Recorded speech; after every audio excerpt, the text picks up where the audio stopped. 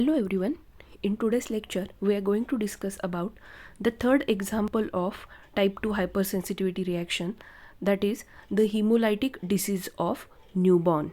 In the previous lecture, we have already discussed about the ABO incompatible blood transfusion reaction, ABO compatible blood transfusion reaction, and today we are going to discuss about the hemolytic disease of newborn. The hemolytic diseases of newborn, this condition develops when the maternal antibodies specific for the fetal blood group antigen cross the placenta and destroy the fetal RBCs. या condition कशामुळे दिसतात, ज्याला आपण erythroblastosis fetalis म्हणतो किंवा ज्याला आपण haemolytic diseases of newborn म्हणतो. It is an erythroblastosis fetalis is an example of haemolytic disease of newborn. ही कंडिशन केव्हा डेव्हलप होते? The condition develops when maternal IgG class of antibodies specific for the fetal blood group antigen cross the placenta and destroy the fetal red blood cells. आपल्याला माहिती आहे की अँटीबॉडीजचे जे 5 class आहेत त्यातला फक्त IgG क्लास ऑफ अँटीबॉडीज काय करू शकतात? They can cross the placental barrier. So if the maternal IgG antibodies specific for the fetal blood group antigen cross the placenta and destroy the fetal red blood cell, G condition develop होते त्याला आपण काय म्हणतो commonly? Erythroblastosis fetalis. And most commonly erythroblastosis fetalis caused when an Rh positive fetus express the Rh antigen on its blood cell that the Rh negative mother does not express.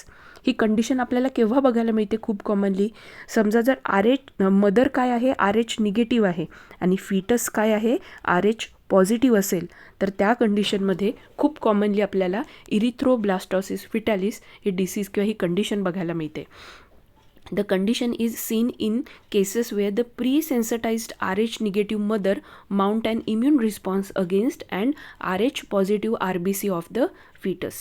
This results in the severe hemolytic diseases leading to the anemia and hyperbilirubinemia which can be fatal. कधी कधी त्यामुळे फिटसची डेथही होऊ शकते, ज्याला आपण म्हणतो steel birth. आता ही condition कशामुळे डेव्हलप होते? तर आपण म्हणूयात की मदर काय आहे? जर RH निगेटिव्ह आहे आणि जर फिटस काय असेल? RH पॉझिटिव्ह असेल तर ड्युरिंग द प्रेग्नन्सी युजली काय होतं की ज्या फिटलच्या रेड ब्लड सेल्स आहेत they are separated from the mother circulation.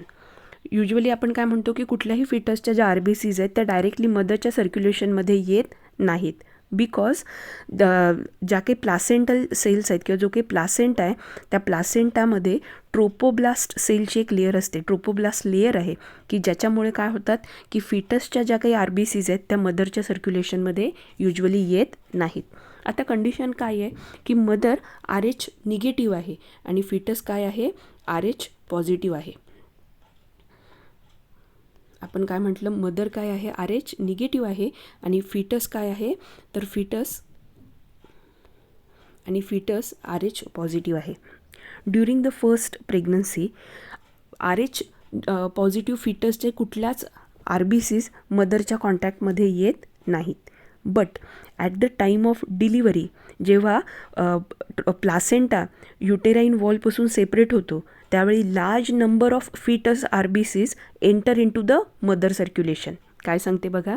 During the first pregnancy और at the time of first pregnancy first जे फिटस आहे त्याच्या RBCs मदरच्या इम्युन सिस्टीमच्या कॉन्टॅक्टमध्ये येत नाहीत, कारण फिटस युटेराईनमध्ये आणि आपण युटेरसमध्ये म्हणूयात आपण, आणि फिटस आणि मदरच्या सर्क्युलेशनमध्ये फिटसच्या RBCs कधीही एंटर होत नाहीत, कारण जो प्लासेंटा आहे ज्याच्यामुळे फिटस आणि मदर आपण म्हणूयात एकमेकांच्या कॉन्टॅक्टमध्ये त्या प्लासेंटामध्ये काय आहे? ट्रोपोब्लास्टची लेअर आहे की ज्याच्यामुळे फिटसच्या RBCs आहेत त्या मदरच्या सर्क्युलेशनमध्ये येत नाहीत. But at the time of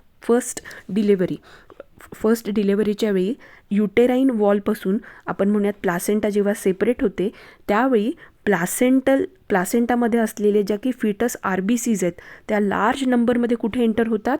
मदरच्या सर्क्युलेशनमध्ये येतात. आणि मदरच्या सर्क्युलेशनमध्ये आल्यामुळे at the time of delivery only the mother B cell against the RH antigen आपण काय म्हणूयात मदरच्या सर्क्युलेशनमध्ये ज्या काही RH अँटीजनला स्पेसिफिक असलेल्या बी सेल्स आहेत त्या ॲक्टिवेट होतील. कशामुळे ॲक्टिवेट झाल्या आहेत? तर ह्या फिटसच्या RBCs जेव्हा लार्ज अमाऊंटमध्ये मदरच्या सर्क्युलेशनमध्ये येतात त्यावेळी त्या फिटसच्या RBCsवर असलेलं जे RH अँटीजन आहे त्याच्या कॉन्टॅक्टमध्ये जेव्हा आपण म्हणूयात मदरच्या सर्क्युलेशनमधल्या किंवा मदरच्या immune सिस्टीममधल्या RH specific B sale जेव्हा त्या RBCsच्या कॉन्टॅक्टमध्ये येतील त्यावेळी त्या ॲक्टिवेट होतील. ॲक्टिवेट झाल्यामुळे काय होणार आहे की त्या RBCsच्या अगेन्स्ट बी सेल ॲक्टिवेट झाल्यानंतर त्या बी सेलपासून प्लाझ्मा सेल तयार होतील आणि मेमरी सेल तयार होतील. प्लाझ्मा सेल ज्या तयार होतील त्या काय तयार करतील? तर तयार झालेल्या ह्या ज्या प्लाझ्मा सेल्स आहेत आपण काय म्हणतो बघा की पहिल्या डिलिव्हरीच्या वेळी रिलीज झालेल्या ज्या काही प्लाझ्मा सेल्स आहेत, ज्या काही रिलीज झालेल्या ज्या RBCs आहेत त्या मदरच्या बी सेलला ॲक्टिवेट करतील. मदरची बी सेल ॲक्टिवेट झाल्यानंतर it get differentiated into plasma cell and memory cell. तयार झालेल्या ज्या प्लाझ्मा सेल्स आहेत त्या ज्या अँटीबॉडीज तयार करतील. आता फर्स्ट इम्युन रिस्पॉन्स म्हणून तयार होणारे सेल्स कुठल्या क्लासच्या असतील? IgM क्लासच्या अँटीबॉडीज असतील.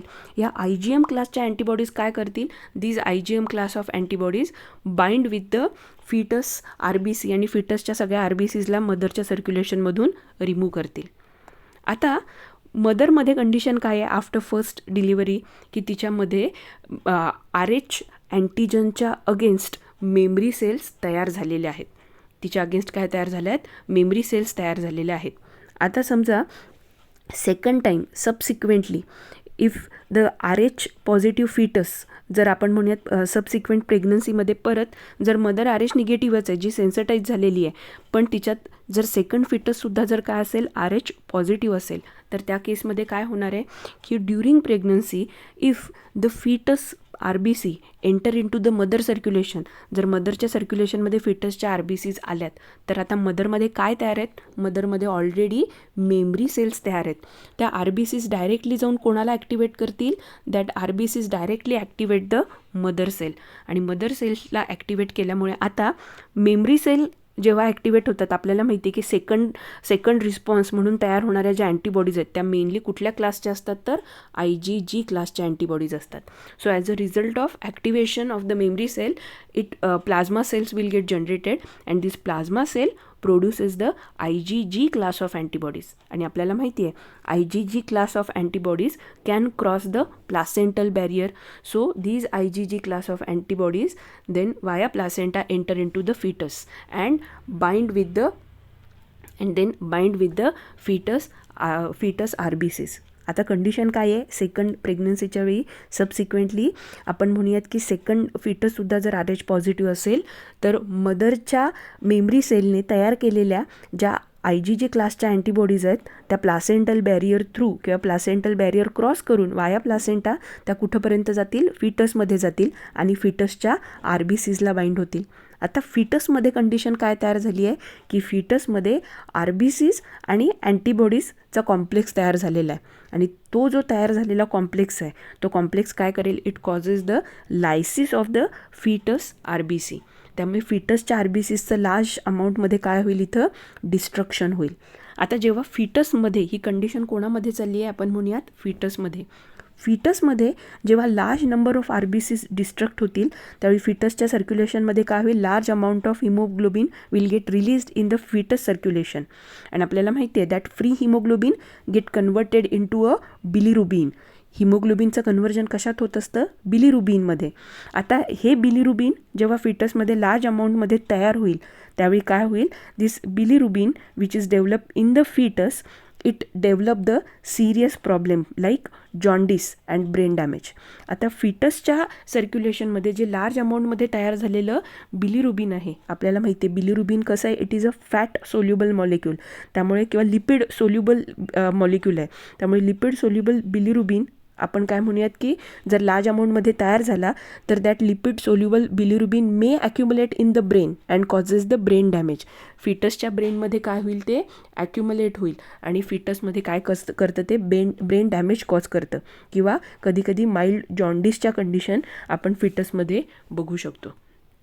ही जी कंडिशन आहे किंवा ही जी डिसीज फिटसमध्ये आपण म्हणूयात बिफोर बर्थ फिटसमध्ये जी कंडिशन डेव्हलप होती आहे त्याला आपण म्हणतो इरिथ्रोब्लास्टोसिस फिटॅलिस. ह्याला म्हणायचं इरिथ्रोब्लास्टोसिस फिटॅलिस. आणि वेगवेगळ्या मेकॅनिझमने मग इरिथ्रोब्लास्टोसिस फिटॅलिसची टेस्ट केली जाते. म्हणजे आपण म्हणूयात की समजा माहिती आपल्याला की मदर RH निगेटिव्ह आहे आणि फिटस जर RH पॉझिटिव्ह असण्याची शक्यता असेल तर त्यावेळी वेगवेगळ्या टेस्ट आहेत. For example with the help of Coombs test काय केलं जातं, फिटसच्या RBCsवर मदरच्या अँटीबॉडीज येऊन बाइंड झाले आहेत की नाही हे डिटेक्ट केलं जातं. आता हे डिटेक्ट करण्यासाठी 2 मेथड आहेत. एक तर तुम्ही काय करू शकता की सेकंड प्रेग्नन्सीच्या वेळी तुम्ही मदरच्या सर्क्युलेशनमध्ये RH अँटीबॉडीजचा टायटर इन्क्रीज झाला आहे का हे चेक करू शकता. किंवा दुसरी गोष्ट काय चेक केली जाते की फिटसच्या RBCsवर मदरच्या अँटीबॉडीज येऊन बाइंड झाल्या आहेत का हे चेक करू शकता. हे चेक करण्यासाठी आपण मेथड कुठली वापरतो तर इथं आपण टेस्ट वापरतो, त्याला आपण म्हणतो कुंभ टेस्ट. आपण इथं टेस्ट इन डिटेल डिस्कस करणार नाही, पण आपल्याला फक्त टेस्ट माहीत पाहिजे. टेस्ट कुठली आहे, कुंभ टेस्ट आपण युजली यूज करतो. कुंभ टेस्टमध्ये आपण काय करतो युजली तर in the Coombs test we use the Coombs reagent. आणि कुंभ रिएजंट काय आहे, it is a goat antibody to the human IgG antibodies. म्हणजे ह्युमनच्या IgG क्लास ऑफ अँटीबॉडीजला बाइंड होणाऱ्या गोटमधल्या अँटीबॉडीज वापरून आपण बघतो की फिटसच्या RBCsवर मदरच्या अँटीबॉडीज येऊन बाइंड झालेल्या आहेत का. लक्षात येतं आहे. आणि समजा इरिथ्रोब्लास्टोसिस फिटॅलिसची कंडिशन असेल किंवा ही जी डिसीज ह्याची ट्रीटमेंट कशी केली जाते तर या ट्रीटमेंटमध्ये सगळ्यात पहिली गोष्ट काय केली जाते की माहीत असेल की फर्स्ट प्रेग्नन्सीच्या वेळी जर माहीत असेल की मदरचा ब्लड ग्रुप RH निगेटिव्ह आहे, फिटसचा ब्लड ग्रुप RH पॉझिटिव्ह आहे, त्यावेळी माहिती आहे की RBCs कधी रिलीज होतील, मदरच्या सर्क्युलेशनमध्ये येतील at the time of delivery. So after first delivery fetal RBCs ज्या आहेत त्या मदरच्या B सेलच्या कॉन्टॅक्टमध्ये येऊ नयेत किंवा मदरच्या इम्युन सिस्टीमच्या कॉन्टॅक्टमध्ये येऊ नये म्हणूनच ट्रीटमेंट दिली जाते. आपण काय म्हणतो बघा की समजा फर्स्ट डिलिव्हरीच्या वेळीच जर फिटसच्या ज्या RBCs आहेत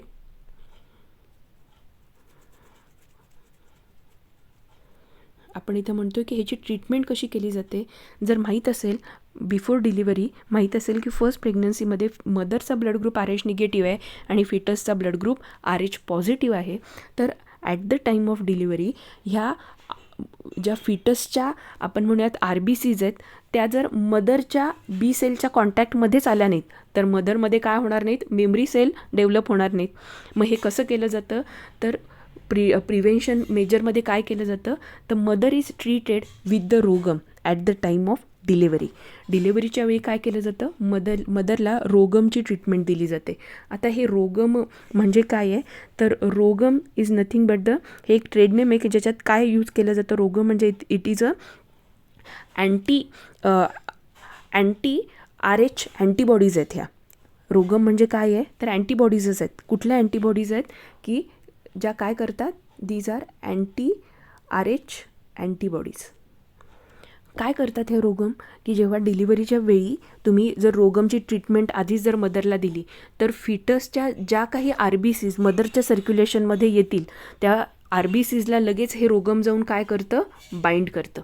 तर रोगम जाऊन त्या अँटीबॉडीजला बाइंड झाल्यामुळे काय होणार रोगम जाऊन त्या RBCsला बाइंड झाल्यामुळे काय होणार आहे की ह्या RBCs जाऊन मदरच्या B सेलला बाइंड होणार नाहीत.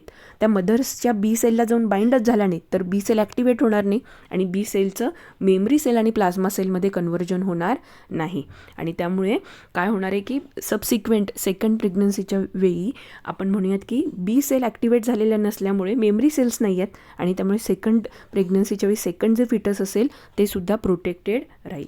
मग आपण फक्त करतो का इथं ट्रीटमेंट म्हणजे प्रिव्हेंटिव्ह मेजर म्हणजे काय करतो तर फर्स्ट डिलिव्हरीच्याच वेळी आपण मदरच्या इम्युन सिस्टीमला फिटसच्या RBCsला एक्सपोज होऊ देत नाही. कसं करतो हे तर by inhibiting the binding of RBCs with the RH specific B cell clone. आणि हे बाइंडिंग आपण कसं इनहिबिट करतो? By using the RhoGAM. काय आहे RhoGAM? RhoGAM is a anti RH antibodies. आता आपल्याला माहिती आहे फिटसचा ब्लड ग्रुप RH पॉझिटिव्ह आहे, म्हणजे त्या फिटसच्या RBCजवर RH अँटीजन प्रेझेंट आहे. ह्या RH अँटीजनला स्पेसिफिकली जाऊन कोण बाइंड होतं? हे रोगम बाइंड होतं. आणि जाऊन तिथं बाइंड झाल्यामुळे ते बी सेल आणि ह्या फिटसच्या RBCजचं बाइंडिंग इनहिबिट करतं. ही झाली फर्स्ट मेथड. समजा आपण म्हणूयात की फर्स्ट डिलिव्हरीच्या वेळी माहीत नव्हतं, मदर RH निगेटिव्ह माहीत होतं, पण फिटस RH पॉझिटिव्ह आहे का निगेटिव्ह आहे हे माहीत नव्हतं किंवा चेक केलं नव्हतं. तर त्या केसमध्ये काय होऊ शकतं की सबसिक्वेंटली आपण म्हणूयात की सेकंड प्रेग्नन्सीच्या वेळी जर लक्षात आलं की मदरच्या सर्क्युलेशनमध्ये अँटी RH अँटीबॉडीजचा टायटर वाढतो आहे, तर त्यावेळी काय केलं जातं? सिम्पली मदरच्या सर्क्युलेशनमधून अँटी RH अँटीबॉडीज रिमूव्ह केल्या जातात.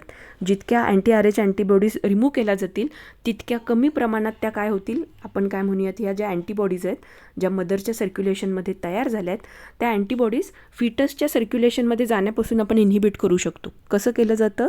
तर युजली मदरमध्ये प्लाझ्मा फेरेसिस केलं जातं. प्लाझ्मा फेरेसिसमध्ये काय केलं जातं? तर मदरच्या सर्क्युलेशनमधून प्लाझ्मामधून फक्त अँटी RH अँटीबॉडीज काय केल्या जातात?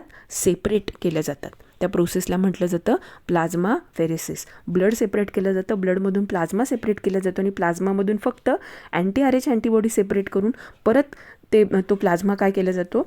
मदरमध्ये परत ट्रान्सफर केला जातो. या प्रोसेसला म्हटलं जातं प्लाझ्मा फेरेसिस. सो मदरमध्ये प्लाझ्मा फेरेसिस केलं जातं. थर्ड काय केलं जातं की समजा या सगळ्या कंडिशनमध्ये, या सगळ्या ट्रीटमेंटनंतरसुद्धा जर फिटसमध्ये माइल्ड जॉन्डिस सारखे सिम्पटम आपल्याला at the time of birth जाणवले किंवा आफ्टर डिलिव्हरी न्यूबॉर्नमध्ये जर समजा अशा माइल्ड जॉन्डिससारख्या कंडिशन आपल्याला दिसल्या तर त्याची ट्रीटमेंट कशी केली जाते? तर by exposing the newborn to the low level of UV light किंवा UV लाईटला काय केलं जातं? त्याला एक्सपोज केलं जातं. UV लाईटला काय एक्सपोज केलं जातं? तर UV लाईटला एक्सपोज केल्यानंतर it break down the bilirubin and avoid the cerebral damage, की ज्याच्यामुळे काय होईल? फिटसमध्ये तयार झालेलं जे आपण म्हणूयात बिलिरुबिन आहे ते बिलिरुबिन UV लाईटला एक्सपोज केल्यानंतर काय होतं? ते ब्रेकडाऊन होतं. ते ब्रेकडाऊन झाल्यामुळे बिलिरुबिन फॅटमध्ये डिझॉल्व्ह होणार नाही आणि त्याच्यामुळे जो ब्रेनचा डॅमेज आहे, सेरिब्रल डॅमेज आहे, तो आपण प्रिव्हेंट करू शकतो. आता परत लक्षात घ्या, UV लाईटला एक्सपोज केलं जातं म्हणजे तुम्ही म्हणाल मग म्युटेशन होऊ शकतं, पण UV लाईटला हे कुठल्या UV लाईटला एक्सपोज केलं जातं? तर for the treatment UV light म्हणण्यापेक्षा आपण म्हणूयात ब्ल्यू लाईट किंवा ब्ल्यू रेंजमधली लाईट यूज केली जाते, ज्याची वेवलेंथ किती आहे? 420 to 470 नॅनोमीटर रेंजची जी लाईट आहे ती ट्रीटमेंटसाठी यूज केली जाते. And this light convert the bilirubin which is lipid soluble into the compound that is insoluble in the lipid, की ज्याच्यामुळे न्यूबॉर्नमध्ये सेरिब्रल आपण म्हणूयात की डॅमेज होणार नाही.